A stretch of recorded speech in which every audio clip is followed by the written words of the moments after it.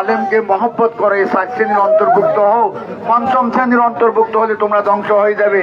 সম্মানিত হাজিরিন, মাওলানা নজির সাহেব এই এলাকার শুদ্ধ সন্তান ছিলেন। আল্লাহর কাছে দোয়াই করছি যে সারাটা জীবন যিনি আলেমে দিন ছিলেন, একজন আলেমের মৃত্যু, একটা জগতের মৃত্যু, আজকে দুনিয়া কাঁদাইয়া তিনি আজকে বড় বাড়ি চলে গেছেন। আল্লাহ রাব্বুল আলামিন ওনাকে যেন জান্নাতের উচ্চ মাকাম নসিব করেন। আসসালামু আলাইকুম। আপনারা একটু দয়া করে কাতারবন্দি হন, এভাবে ভিড় না করে আপনারা কাতারবন্দি হন, কাতারে কাতারে একটু দাঁড়ান। এ পর্যায়ে 1 মিনিট কথা বলবেন হারাতলী ডিএস দাখিল মাদ্রাসার ভারপ্রাপ্ত সুপার জনাব মোহাম্মদ মফিজুল ইসলাম সাহেব। একটু পিছনে দিকে যান, কাতারে যান দয়া করে।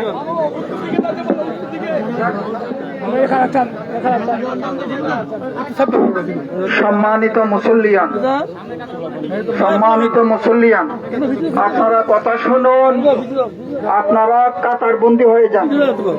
আপনারা এই মুসল্লিরা আস্তে আস্তে একটু পিছনে যান, সামনে যারা আছেন আপনারা মেহরবানি করে কাতারে চলে যান। আমরা নির্দিষ্ট সময়ে জানাজা হবে, আপনারা সুযোগ করে দেন। আপনারা মেহরবানি করে এখানে লোকের ভিড় করবেন না, মেহরবানি করে দয়া করে মাইয়াতের পশ্চিম দিকে যারা আছেন এক নজর দেখে আপনারা চলে যান, এক নজর দেখে কাতারে চলে যান।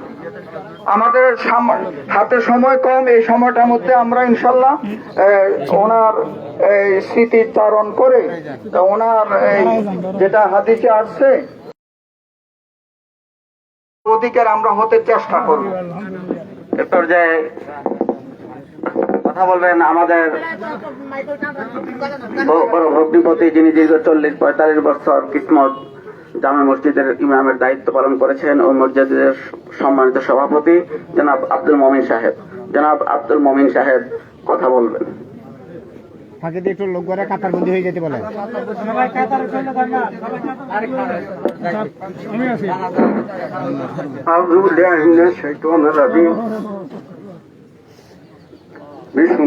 মানুষ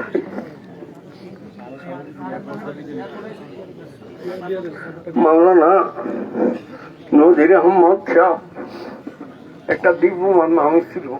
ওনার লগে আমার 40-41 বছরের গভীর সম্পর্ক। আজকে আমার চোখের সাথে একদম লাশে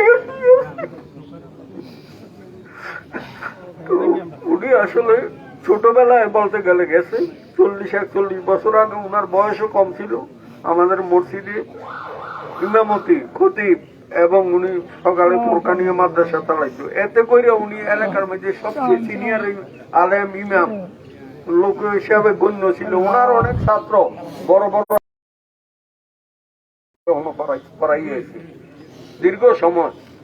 তো আসলে উনি এই দীর্ঘদিন থাকার পরে উনি যখন অসুস্থ, উনি আমাদের এনে চাকরির অবস্থায়, এ সময় হারাতলি চাকরি আছে দাখিল মাদ্রাসা, উনি অসুস্থ হইয়া গেছে, হাঁটতে পারে না এবং নামাজ পড়াইতে পারে না।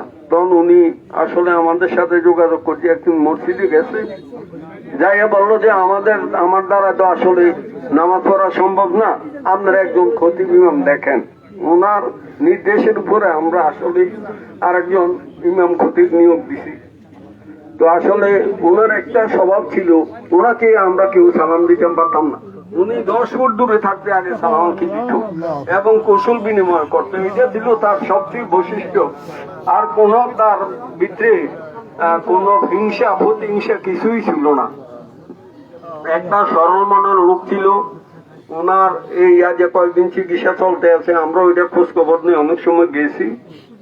তারপরে আজকেও ওনার জন্য কোরআন খতম করা হয়েছে, আমাদের এলাকার পাবলিসিটি করা হয়েছে। আমাদের এখানে কিসমত এবং কিসমত, হারাতলি, সারাতলি, অন্য অন্য গ্রামের অনেকে আসছে এবং হারাতলি উনি যেই মাদ্রাসাতে সুপারিনটেন্ডেন্ট ছিলেন ওনার শিক্ষকরা আসছে। হ্যাঁ হ্যাঁ, সবাই আসছে। তো এখন আপনাদের কাছে আমাদের অনুরোধ হইলে আমাদের এলাকাবাসী বা এখানে যারা আছেন, আসলে হুজুরের জীবনে এমন কোন অন্যায় আমাদের চোখে দেখা যায় না। তবুও যদি ভুল ত্রুটির কারণে যদি কোনো ত্রুটি করিয়া থাকে, কারো মনে আঘাত দিয়া থাকে, আমাদের এলাকাবাসী উদ্দেশ্যে বলছি, ওনাকে আল্লাহ রস্তে আজ বিদায়ী বেলা মাফ করে দিবে এবং ওনার পরকাল যাতে আল্লাহ সর্বোচ্চ জান্নাতুল ফেরদাউস দান করে এবং এর ছেলেপিলে যারা আছে আল্লাহ যাতে তারা ধৈর্য ধরার তৌফিক দান করে, এই আশাবাদ ব্যক্ত করে আমি আমার আলোচনা শেষ করছি। আসসালামু আলাইকুম। সংক্ষিপ্ত কথা বলবেন হারাতলী ডিএস দাখিল মাদ্রাসার বর্তমান ভারপ্রাপ্ত সুপার জনাব মফিজুল ইসলাম সাহেব। আসসালামু আলাইকুম ওয়া রাহমাতুল্লাহি ওয়া বারাকাতুহু। মুআজ্জাজ মুহতারাম উলামায়ে কেরাম, হুফাজুল কোরআন, মুসল্লি সাহেবান, হাজী সাহেবান, আসলে আমি ভাড়াকারী তুলিত আমার কথা বাক্সতে হারিয়ে ফেলেছি। আমি এখন বর্তমানে হুজুরের স্থলাভিষিক্ত। আমি দীর্ঘ হুজুরের সাথে প্রায় 32-33 বছর ছিলাম। এক কথায় একটু আগে একজন আলেম বলেছেন যে এলাকার জাতির শ্রেষ্ঠ সন্তান একজন আলেমকে হারিয়েছেন। আর মাত্র 3 ঘন্টা পরই মাহে রমজান। একটা নেককার মানুষ, উনি ভালো মানুষ। আজকে সকল আলোচনার মূল মগজ হলো আমি ওনাকে সারা পৃথিবীর মধ্যে যদি একজন ওনাকে সার্টিফাই করে যে উনি ভালো মানুষ, সকল ক্ষেত্রে জীবনের সকল কাজে উনি একজন ভালো মানুষ, নেককার, ভালো। এবং আর মাত্র 3 ঘন্টা বাকি মাহে রমজানের। আল্লাহ সুবহানাহু ওয়া তাআলা, আমি মাদ্রাসার তরফ থেকে আসলে আমি যে 30 বা 32 বছর ওনার পাশে ছিলাম, উনি আমাকে এত আদর করতেন, সোহাগ করতেন, আমাকে ট্রেনিং দিয়েছেন।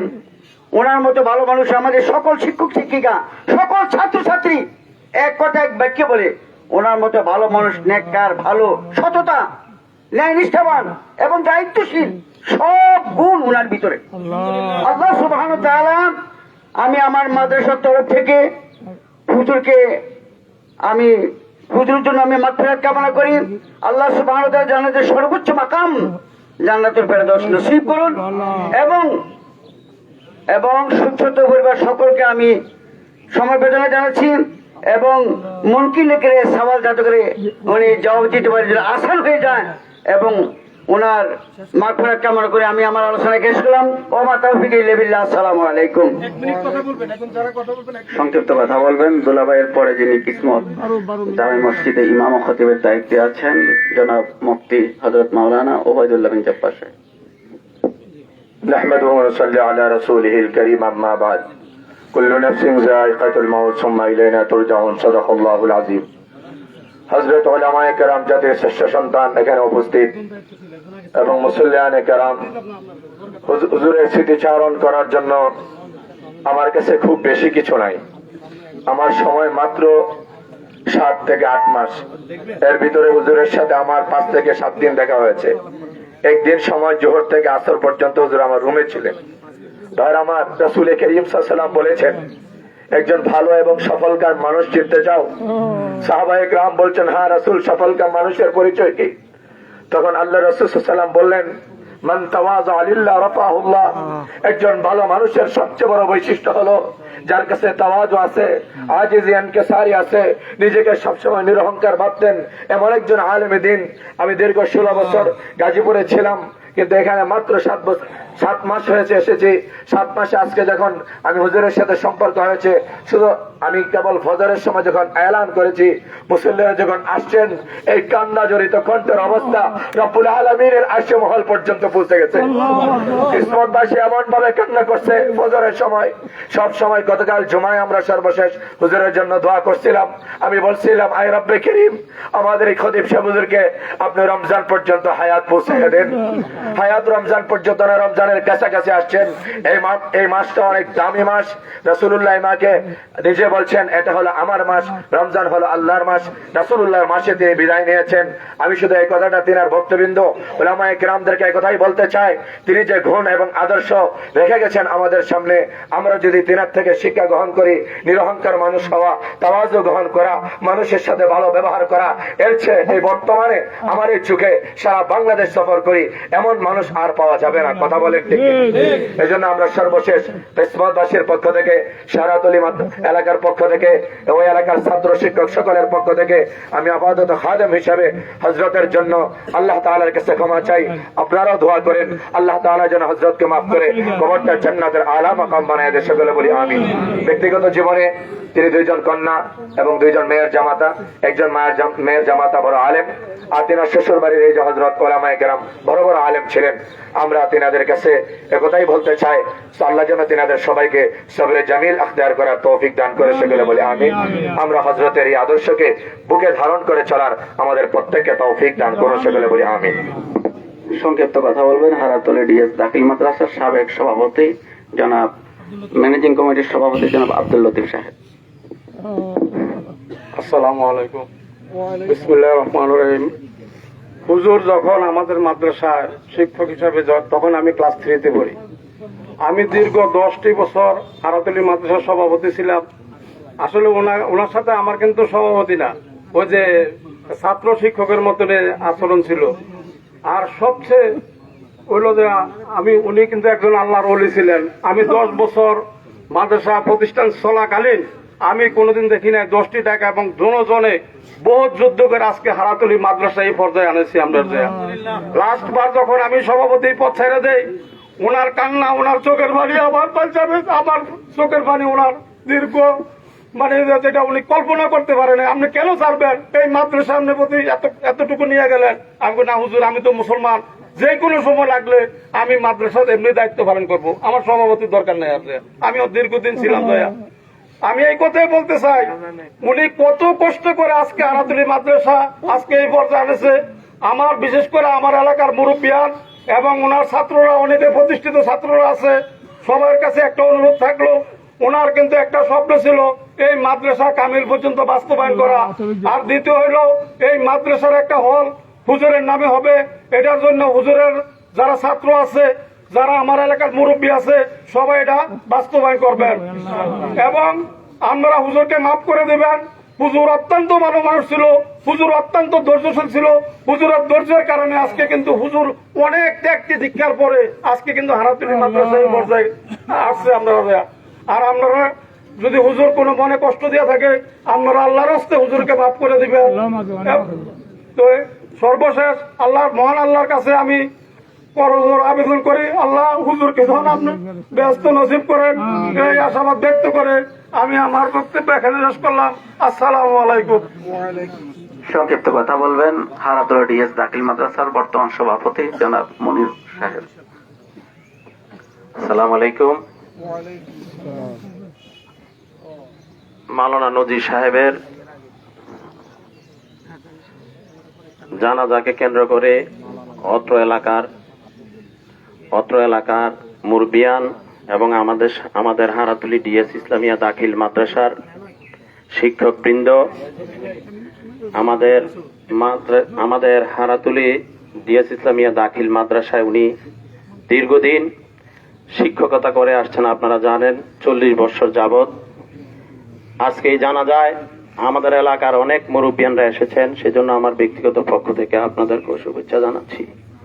হুজুর অত্যন্ত ভালো মানুষ ছিলেন। আমার অল্পটুকু দায়িত্ব পালনকালে যখন আমি দায়িত্ব পালন পাই, ওনার সাহায্য সহযোগিতা আমরা সব সময় পেয়েছি। ওনার মুখ কোনো সময় কালো দেখি নাই, উনি সব সময় হাসি মুখে কথা বলতেন।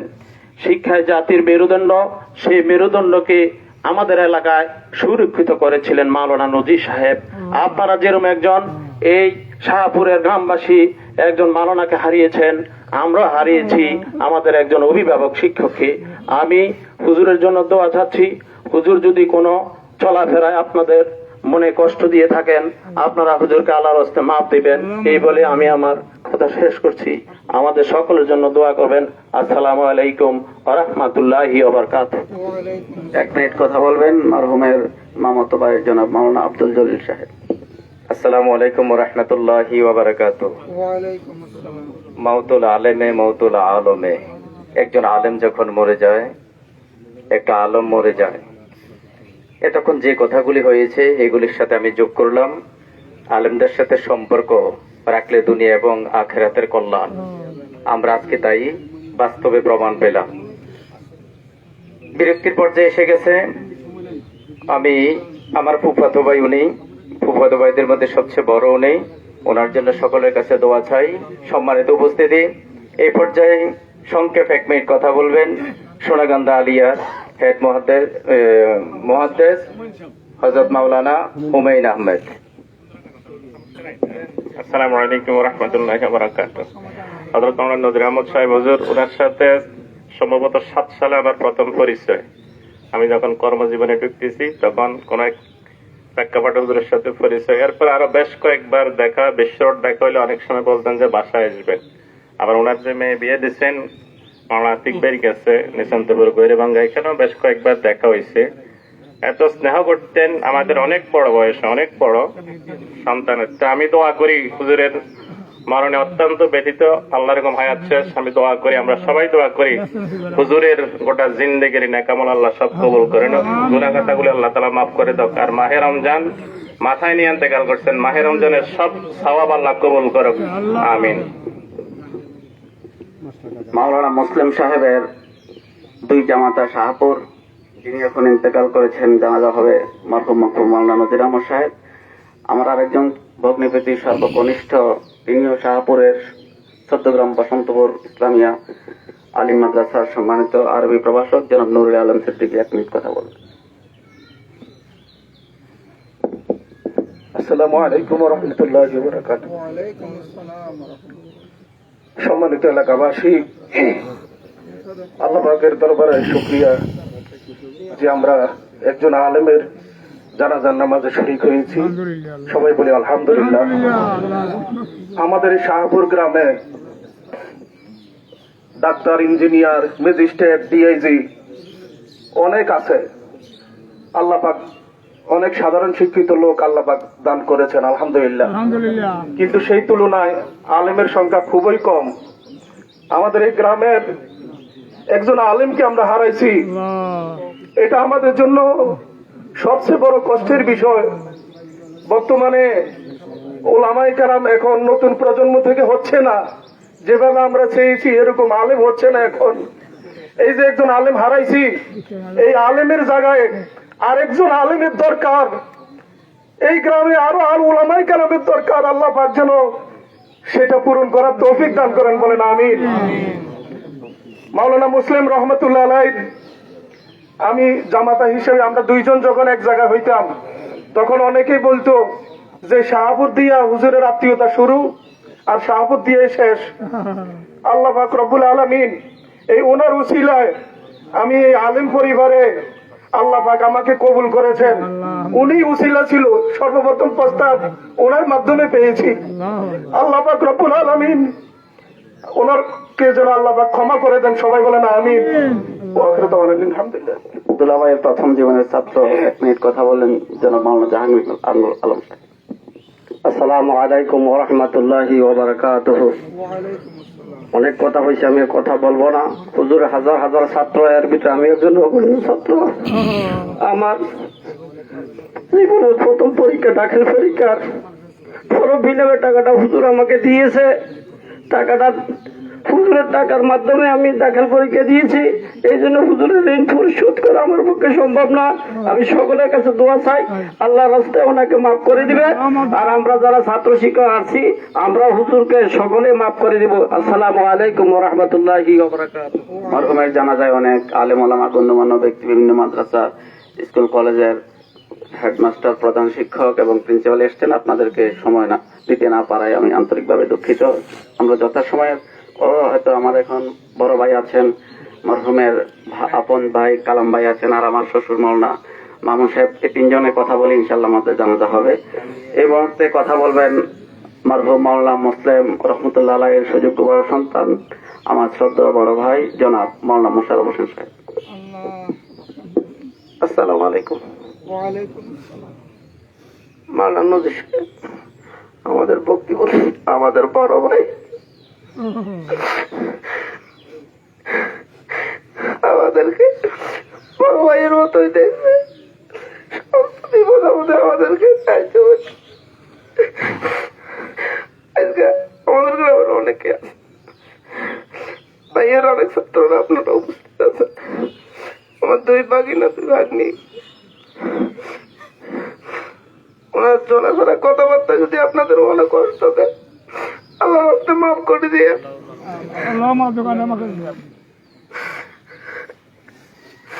আপনাদের পরিবারের জন্য আমাদের জন্য দোয়া করবেন। ভাইকে যেন কবর রাখার সাথে আল্লাহ যেন জান্নাতের উচ্চ মাকাম দান করে। আপনাদের সকলের দোয়া প্রার্থী আমরা। ওনার কাছে যদি আপনারা পারার থাকেন আমাদেরকে বলবেন। ইনশাল্লাহ আমার বাগিনারা আছে, আমার ছোট বাগিনা, বড় বাগিনা ওনারা আছে, আপনারা বলবেন, আমরা আপনাদের টাকা পরিশোধ করে দেব। আর যদি অজান্তে কোনো লেনদেন থাকে যেগুলি আপনাদেরও মনে নাই ওনারও মনে নাই, এগুলি আল্লাহর রাস্তায় মাফ করে দিবেন। ওনার পক্ষ থেকে আমরা মাফ করে সংক্ষিপ্ত কথা বলবেন মরহুমের পরিবারের সদস্য জনাব মোহতারাম আবুল কালাম মাস্টার ভাই। আসসালামু আলাইকুম। সম্মানিত হাজিরিন, আমার ভাই সম্পর্কে অনেক কথা হয়েছে, আমার বলবো আর কি। আমার ছোটবেলার সাথী, একসাথে আমরা আত্মীয় স্বজনের বাড়ির খেলাধুলা, মামার বাড়ি খেলা বাড়ি যাইতাম। আমার দাদা মুক্তবে ছিল ফরজি বাড়ি, যখন ঘুমতি ভাগছে আর যাইতে পারি না, জঙ্গলপুর কাজী বাড়ি হুট বাড়ি দিয়ে এসছে আমাদেরকে কোরআন পড়ার জন্য। দৈনিক প্রাইমারি স্কুলে যাইতো দাদা, নাতিদের টাকা দিয়ে আসতো। ভাই পাশ করে ভরে ভাই আমাকে দিল স্কুলে, স্কুলের বাইরে প্রতিপালন মাদ্রাসা। উনি আলে চলে গেল, আমি একটু স্কুলে গেলাম। কিন্তু ওনার ভাষাতে বছরের সম্পর্ক এত মধুর সম্পর্ক আমার জীবনে, ওনার সাথে ওনার জীবনে আমার সাথে একটা শব্দ উদ্দেশ্য লাগে। ওনার যে কোনো কথা আমার শব্দ ছিল ভালো লাগতো, আমার কথা উনি পছন্দ করতো। আমি বলতাম ভাই আপনি তো সেই কিসমত, তারপরে আপনার হারাধুলি মারাসা জীবন শেষ করলেন, মনে করছেন তাদেরকে এলাকা গেছে। আমি হাসি চাকরি করি, আমি বললাম যে বক্তব্য আপনার জন্য রাখছি, আপনি করবেন, আপনি আমার জানাজা করবেন। আমার এত আত্মীয়তা আজকে যখন হাসপাতালে চলে গেলাম, গত শনিবারে আমি কোরআন কথা মাইছি আর বাতি যখন গা আমার অক্সিজেন নেমে গেছে। আমি তোমার মেডিকেল কলেজ গেছি, ভাই বলছে ছেলে ধরে তোমরা দেখো টাকার জন্য ভালো করিও না, যদি কারো সমস্যা হয়। অসুস্থ হয়েছে মা ডানে ডাক্তার মাহবুবটা পর্যন্ত দেখছে, ফুরি বলে আইসিওর দরকার। আমি তো দেখছি, পরে তাৎক্ষণিক ওনাকে আমরা মেডিকেল কলেজ আইসিউতে দিলাম, তারপরে ওনাকে কেবিনে দিল। আইসিউ করার পরে আবার তারা বললো না আইসিউতে দেন। এমন সমস্যা না, উনি একটু ঠান্ডা মান্ডা বলছে যে ওনার নিউমোনিয়া আসছে। পরে দেখা গেল যে 2টা ফুসফুসে তার সমস্যা হয়ে গেছে, লাখ টাকার এন্টিবায়োটিক দিচ্ছে, আল্লাহর হুকুম হয় নাই। দয়া করবেন, আজকে 22 চলে গেছে, আমরা সবাই গুনাহগার এখানে আসছি। আল্লাহ যেন আমাদেরকে ওনার উসলাম মাফ করে দেয়। আল্লাহ আমাদেরকে আগে মাফ করে দাও, আমরা গুনাহগার, আমরা জানা যাচ্ছি। আর উনি জীবনে যা ভালো মন্দ করছে, ভালো করছে, আল্লাহ ওনাকে মাফ করে দাও। আল্লাহ আমরা দোয়া করি, আল্লাহ ওনাকে জান্নাতুল ফেরদৌস নসিব করাক। আল্লাহ এই মৃত্যুর সাথে জান্নাতের সাথে তোমাকে সম্পৃক্ত করে দাও। আর পৃথিবীতে যত নরনারী শিশু কবরে তাদেরকে আল্লাহ মাফ করে যায়। আর আমরা যারা বাঁচিয়েছি আমাদেরকে যেন মাফ করে দেয়। আর লেনদেনে কারো সমস্যা হলে আমরা বলবেন, দেওয়ার মতো সমস্যা নাই, আল্লাহ রহমতে দিতে পারবে। আর ওনার ভাড়া দেখলে আমরা দিয়ে দিবেন, আর আল্লাহ রাস্তায় ওনাকে মাফ করে দিবেন। পরিবার জন্য সবাই দোয়া করবেন। ওনার 2টা ছেলে 2টা মেয়ে, একটা ছেলে টাইটেল ফার্স্ট করছে, অনার্সে পরে একটা ব্যবসার সাথে আছে, আর একটা সাউথ স্টেজে আপনার ইউনিভার্সিটিতে পড়ে কম্পিউটার ইঞ্জিনিয়ারিং। আর 2টা মেয়ে, একটা মেয়ে আলাদার মাদ্রাসা শিক্ষকতা করে মহিলা সেকশনে, আর একটা জামাই নিজস্ব প্রতিষ্ঠান আছে সেখানে শিক্ষকতা করে। তো এই জামাই এখানে আসছে আমাদের, তো এই ইমাম সাহেব জানাজা দেবেন না, তো জামাই হিসেবে আমাদেরও অনুরোধ ইমাম সাহেবের কাছে, আর যেহেতু জামাই যেহেতু জানাজাটা পড়তে পারে, এগুলি সবাই সবাইকে দোয়া করবেন। আসসালামু আলাইকুম। আমরা এখনই জানাজার সালাত আদায় করবো, সবাই কাতারবন্দি হন। সর্বশেষ কথা বলবেন অত্র জনপদের নক্ষত্র আলেম আলহাজ মারহুম মাওলানা মোহাম্মদ আখতারুজ্জামান সাহেবের সুযোগ্য সাহেবজাদা, আমার শ্বশুর আলহাজ হযরত মাওলানা মামুন সাহেব, সাবেক সহকারী অধ্যাপক ইবুল ইসলাম কামিল মাদ্রাসা। আপনারা কাতারে যান, কাতারে যান, কাতারে যান। শিক্ষার করে কান দেনা, শিক্ষার করে কান দেনা, একটু ধৈর্য ধারণ করো। জি কাটিয়া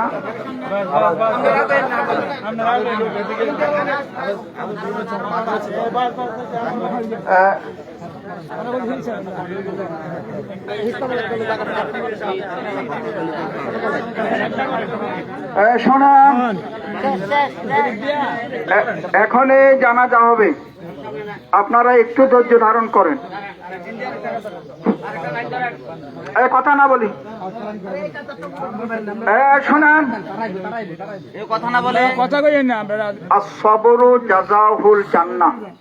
আমাদের নবীজি ফরমান, ধৈর্য ধারণ করো, ধৈর্যের ফল হইল বেহেশত।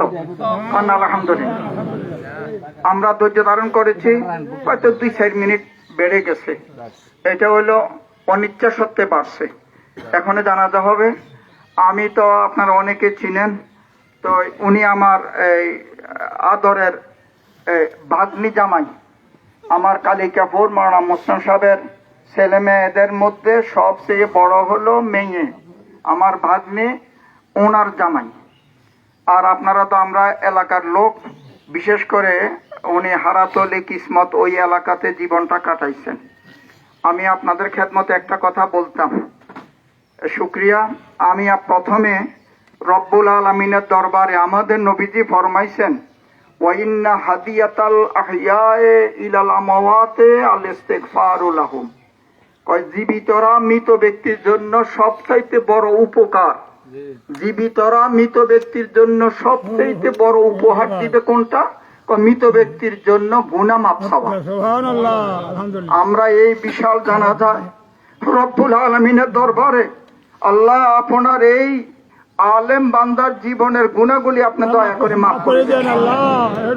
এই মুহূর্তে আমরা আরেকটা অধিক সওয়াবের কাজ করি, যেটা আমাদের নবীজি ফরমাইছেন, কোন মুমিন যদি তাম দুনিয়ার মুসলমান নরনারীর জন্য গুনাহ মাফ চায়, তখন সারা পৃথিবীতে যত ইমানদার আছে এই পরিমাণ নেকি দেওয়া হয়।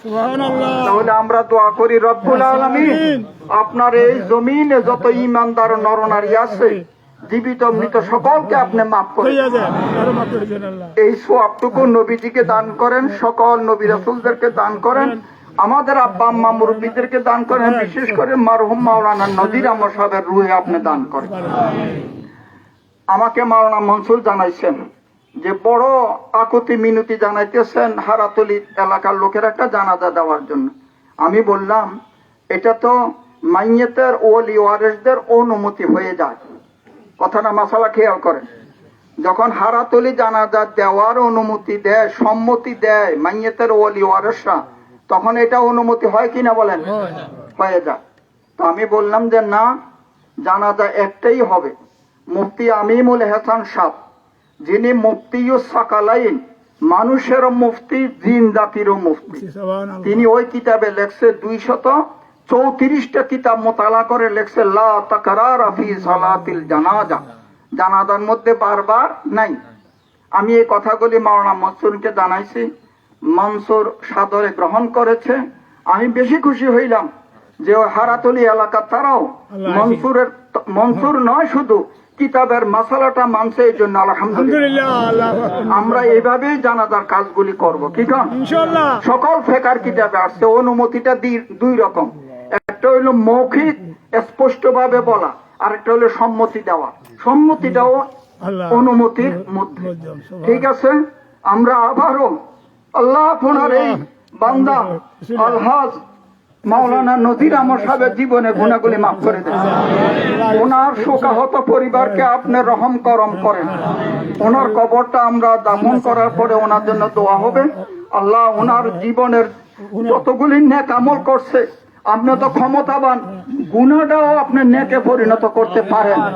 সুতরাং ওনার জীবনের সব আমলগুলি আপনি নেকে পরিণত করে আপনি কবুল করেন, এই বলে আমি শেষ করলাম।